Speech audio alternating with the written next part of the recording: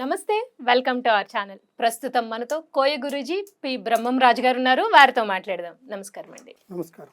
చాలా మంది తల్లిదండ్రులు పిల్లలు లేరు అని చెప్పి చాలా బాధపడుతూ ఉంటారు. అంటే చాలా హాస్పిటల్స్కి తిరుగుతూ ఉంటారు. ఎటువంటి ప్రాబ్లం లేదు అంటారు, కానీ అయినా పిల్లలు పుట్టరు. ఎందుకు అనేది తెలియదు. పెళ్ళి అవ్వలేదు అని ఎలా అయితే నేను ఇందాక అన్నట్టు సమాజం ప్రశ్నిస్తుందో, ఎంతమంది పిల్లలు, ఇంకా అదే క్వశ్చన్ వస్తూ ఉంటుంది. సో మానసిక వేదన ఇదొక రకం. అయితే ఇంకొక టైప్ ఎలా ఉంటారంటే పిల్లలు మాట వినరు. ఈ మధ్య మొబైల్ ఫోన్స్కి ఎడిక్ట్ అయిపోవడం, లేదు ప్రతి దానికి బెట్టింగ్స్ అని కొన్ని బ్యాడ్ హ్యాబిట్స్కి అలవాటు పడిపోవడం, లేదా బయట తిరుగుళ్ళు, చదువుని నెగ్లెక్ట్ చేయడం. పిల్లలు మాట వినకపోతే నిజంగా తల్లిదండ్రులకి అది నరకం అనే చెప్పొచ్చండి. సో పిల్లలు మాట వినట్లేదు, అబ్బాయిలే కదా అమ్మాయిలు కూడా. సో ఎవరైనా పిల్లలు మాట వినట్లేదు అనే తల్లిదండ్రులకు కానీ లేదు. చాలామంది ఈ మధ్య సమస్యలు ఏంటంటే ఆస్తి తగాదాలు, కోర్టు సమస్యలు, భార్యాభర్తల మధ్య కావచ్చు, లేకపోతే అన్నదమ్ముల మధ్య కావచ్చు, బయట నుంచి రావాల్సిన ఆస్తి కావచ్చు. ఆస్తి తగాదాల గురించి కోర్టుల చుట్టూ తిరుగుతూ ఉంటారు. కొన్ని సంవత్సరాలు తిరుగుతారు, ఒక రోజు 2 రోజులు కాదు. పాపం ఏంటంటే వాళ్ళకి విసుగొచ్చేస్తూ ఉంటుంది. ఇంకా లాస్ట్కి ఎలాంటి పోతే పోయిందిలే అనే దానికి వస్తారు. కానీ పోతే పోయిందంటే రూపాయి 2 రూపాయలు కాదు కదా. కష్టపడి సంపాదించుకున్న సంపాదన చూస్తూ వదిలేలేరు. ఏదో ఉంటే పిల్లలకు 10 రూపాయలు కలిసి వస్తుంది అని. ఇటువంటి వారికి మీరు ఎటువంటి రెమెడీస్ చెప్తారండి? ఏ పరిష్కారాలు పాటించాలి అనేది చెప్తారు, చెప్పండి. కంపల్సరిగా. ఓం నమ శివాయ. ఓం కనకదుర్గా కాళికాదేవి భ్రమరాంబవి భద్రనారాయణ. ఓం హరహర మహాదేవ శంభో శంకర. ఓం నమ శివాయ. అయితే ముఖ్యంగా సంతానం గురించి ఇప్పుడు కొద్ది రోజులుగా సమాజంలో పెళ్ళిళ్ళు అయిన తర్వాత సంతానం లేకుండా బాధపడుతున్నారు చాలామంది. పెళ్ళి కాలేదనే సమస్య అనేది ఒకటి ఉంటే, పెళ్ళి అయిన తర్వాత సంతాన సమస్య ఒకటి. అయితే వాళ్ళకి ఏంటంటే ఎన్ని ఆస్తులు ఉన్నా, ఎంత సంపాదన ఉన్నా, ఎంత ఐశ్వర్యాలు ఉన్నా కూడా వాళ్ళకి సంతానం లేకపోతే వాళ్ళ మానసిక వేదన చాలా పెద్దగా ఉంటుంది. ఆ బాధ చెప్పుకోలేనిది. ఎందుకంటే పిల్లలు ఉన్న వాళ్ళకి తెలియదు, అది లేని వాళ్ళకి తెలుస్తుంది ఆ బాధ. అయితే నువ్వు ఏ ఫంక్షన్కి పోయినా, ఏ పేరంటానికి పోయినా, ఏ పెళ్ళికి పోయినా కూడా మీరు ఎంత సంపాదించారు, మీ దగ్గర ఎంత లెక్క ఉందని ఎవరు అడగరు. మీకు ఎంతమంది పిల్లలు, వాళ్ళు ఏం చేస్తుంటారు, చదువుతున్నారా, మ్యారేజ్లు అయినాయా అని అడుగుతుంటారు. అది వాళ్ళు చెప్పుకోలేక, దాన్ని చేయలేక కొంతమంది ఫంక్షన్లకు రావడం కూడా బంద్ చేస్తారు చాలామంది. మానసికంగా చాలా వీక్ అయిపోతుంది, అది వేదన. అయితే అటువంటి వాళ్ళు ఏంటంటే ముఖ్యంగా మనలో ఏదైనా ప్రాబ్లం ఉండొచ్చు, హాస్పిటల్కి పోతే మనకి ఏదైనా అవకాశం దొరకవచ్చు అనుకొని, అయితే 1 year దాకా టైం ఇచ్చి చూడాలి, లేదు 2 years. దాన్ని దాటిందిరా అంటే సంతానం అందలేదంటే అది ఏదో ఒక ప్రాబ్లమ్స్. ఆ ప్రాబ్లం కూడా ఎలా ఉంటాయి అంటే అది బాడీకి సంబంధించినవి ఉంటుంది, కొంతమంది బయట నుంచి వచ్చే సమస్యలు కూడా కొన్ని ఉంటాయి. అయితే బాడీలో వచ్చే సమస్య మొట్టమొదటిగా స్త్రీకి ఏంద్రా అంటే నీటి బుడగలు గర్భసంచిలో ఉంటాయి. వాటి వల్ల ఎక్కువగా సంతాన ప్రాప్తి కలిగేదానికి అవకాశాలు తక్కువ. దీన్ని బట్టి వాళ్ళు ట్రీట్మెంట్ తీసుకుంటూ ఉంటారు. కొంతమందికి నీటి బుడగల వల్ల గర్భసంచి కొద్దిగా చిన్నగా ఉన్నదాని వల్ల కూడా సంతానం తొందరగా అందదు, వాళ్ళకి కొంచెం లేటుగా అందుతుంది. పెళ్ళి సంవత్సరానికి అందిన వాళ్ళకు ఉన్నారు, పెళ్ళి అయిన తర్వాత అలాగనే వాళ్ళకి సంతానం నిలబడింది కూడా అవకాశాలు ఉంటాయి.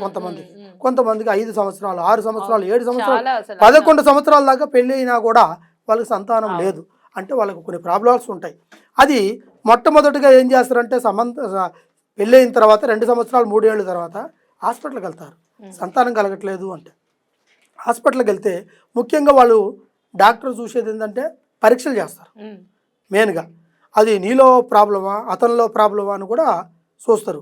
అది ఇద్దరిలో ప్రాబ్లం లేదు అని అంటే దాని సమస్య ఆ స్త్రీ నుంచే వస్తుంది. ఎలా వస్తుందంటే కొంతమందికి నాగప్రతిష్ఠ దోషం అంటుంది, సర్పదోషం అంటారు దాన్ని. దానివల్ల కూడా సంతానం నిలబడదు. ఒకవేళ నిలబడ్డా కూడా కొంతమందికి నీరై కరిగిపోతుంటుంది, కడుపులోనే కరిగిపోతుంటుంది. 3 months 5 months అంటారు కదా, నిలబడదు. అటువంటి వాళ్ళకు కూడా సంతానం 1, 2, 3 నిలబడకుండా పోతుంటాయి. కొంతమంది డెలివరీ అయినాక కూడా ఆ సంతానం నిలబడుకోకుండా పోయిన సంకల్పాలు కూడా జరుగుతుంటాయి, చాలా మందికి జరుగుతుంటాయి. ఇట్లా సంతానం అనేది చాలా ఇంపార్టెంట్. ఎందుకంటే వాళ్ళ వంశధారకాన్ని నిలబెట్టుకునేదే సంతానం. అది స్త్రీ అయినా పురుషైనా ఎవరైతే ఉంది దేవుడు ఇచ్చిన బిడ్డ. కొంతమంది మనకి మగబిడ్డే కావాలని పట్టుదలతో ఉండేవాళ్ళు ఉంటారు, ఆడబిడ్డే కావాలని పట్టుదలతో ఉంటారు. కానీ ఈ రోజుల్లో మగబిడ్డ కంటే ఆడబిడ్డే సేఫ్టీ. రైట్ అండి, కరెక్ట్ ఇది. ఎట్లా అంటే మన బాధను అర్థం చేసుకుంటుంది, అవును. ఆలోచిస్తుంది. కష్టం అని వచ్చినప్పుడు మనకు తోడుగా ఉంటుంది, నీడగా ఉంటుంది, సపోర్ట్గా ఉంటుంది, ధైర్యం ఇస్తుంది. మగవాడు కూడా ధైర్యం ఇస్తాడు, సపోర్ట్గా ఉంటాడు. కొన్ని క్షణాల్లో వాడు తీసుకునే తుది నిర్ణయం వల్లే ఆ ఫ్యామిలీ మొత్తం సఫర్ అయిపోతుంది. అట్లా కొంతమంది, అందువల్ల ఆ సంతాన ప్రాప్తి రస్తులో కొంతమందికి నాగదోషం ఉంటుంది, కొంతమందికి గర్భదోషాలు ఉంటాయి, కొంతమందికి మహిళ దోషం ఉంటుంది. దీనివల్ల కూడా వాళ్ళకి డేట్స్ కరెక్ట్గా రావు స్త్రీలకి. దానివల్ల కూడా వాళ్ళకి సంతానం నిలబడదు. నిలబడిందిలే, ఈ నెలలో మనకి నిలబడింది, ఒక 3 months అయిపోయింది కదా అని అనుకుంటారు, వెంటనే మళ్ళీ ఇది నీరైపోతుంది. అలా ప్రాబ్లమ్స్ కూడా చాలామంది బాధపడే వాళ్ళు ఉన్నారు. తర్వాత కొంతమందికి ఈ గర్భదోషమే కాకోకుండా కొంతమంది లోపల కొన్ని ఇబ్బందులు కలిగే ఉంటాయి.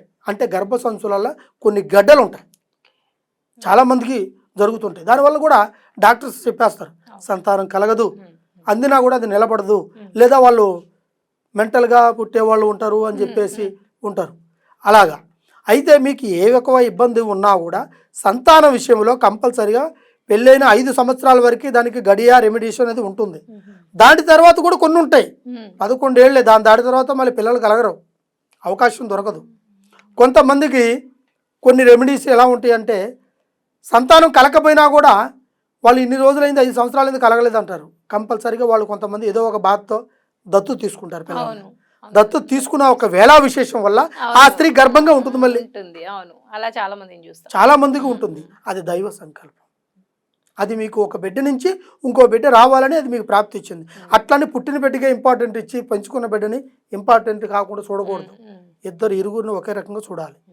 అలాగా కొంతమందికి సంతానంలో చాలా వరకు ఇబ్బంది కలిగి పిల్లలు పుట్టుకోకుండా పుట్టిన వాళ్ళు చనిపోతూ ఉంటారు కొంతమంది. అటువంటి వాళ్ళకు కూడా మా దగ్గర రెమెడీస్ ఉన్నాయి, దాన్ని కంపల్సరీగా నేను చేయగలుగుతాను. ఆ సంతానానికి కూడా నిలబెట్టేటట్టు చేస్తా. 3 ఏళ్ళ వరకు సంతానం లేకుండా ఉన్న స్త్రీకి కంపల్సరీగా కలుగుతుంది, 5 ఏళ్ళ వరకు కాకుండా స్త్రీకి కలుగుతుంది, 7 ఏళ్ళ తర్వాత కొంచెం కష్టం.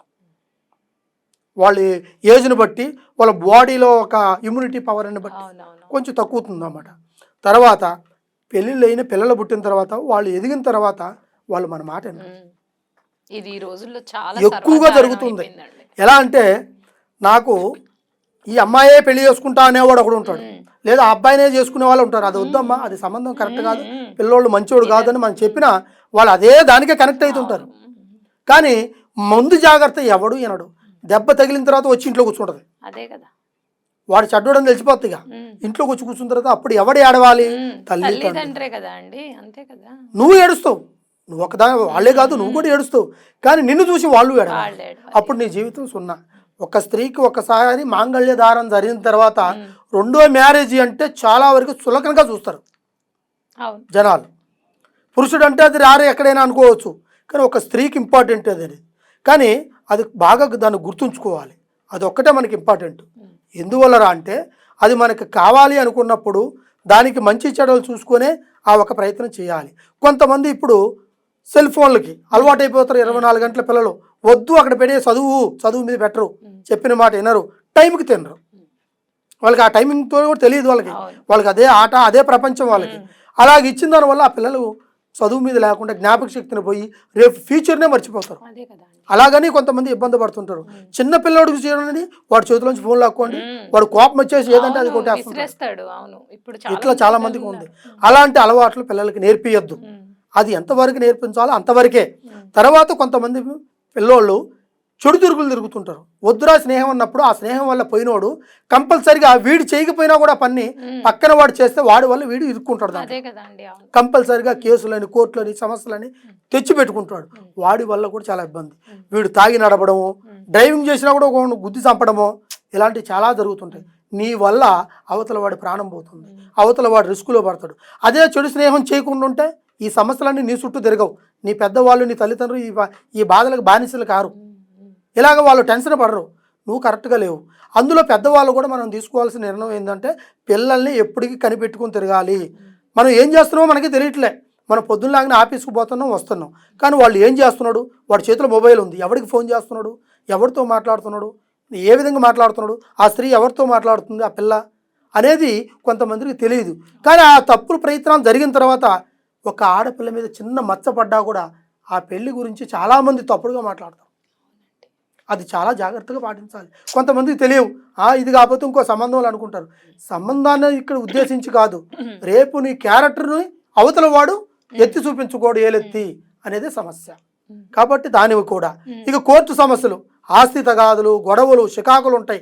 ఎప్పటి నుంచో అవి వాయిదాలు పడి ఉంటాయి. వాళ్ళు చాలా ఇసుగుపడిపోతున్నారు. డబ్బు లేక, మనశ్శాంతి లేక కోర్టు చుట్టూ, స్టేషన్ల చుట్టూ తిరిగి తిరిగి ఇబ్బంది పడిపోయి వాళ్ళ వల్ల కాక వదిలేసుకుంటారు. అలాంటి వాళ్ళకు కూడా నేను దానికి సరైన పరిష్కారం చేసి, ఆ కోర్టు సమస్య కానీ, సంతానం కానీ, ఇటు పిల్లల విషయంలో కానీ సరైన పరిష్కారం చేసి సంపూర్ణ భవిష్యత్తుని నేను అందిస్తాను.